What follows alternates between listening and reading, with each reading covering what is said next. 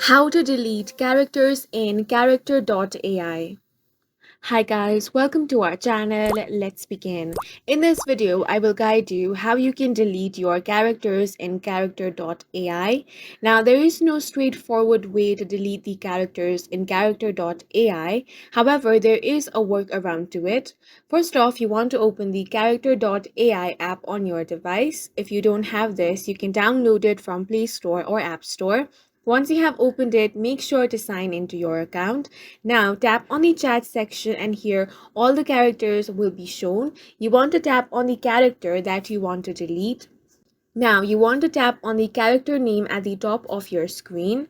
Here, there are different options. However, there is no option of delete. Now, what you can do instead is tap on the edit character option. You cannot delete your characters directly. However, you can change your character into another character. So, if you are planning on deleting your character and creating a new one, you can simply edit this character. So you can give it a different name. You can also upload a different profile picture for this character. You can change its introduction. You can also change the visibility of this character. So if you no longer want other people to view this character, tap on the private option and only you can see and chat with this new character that you have created.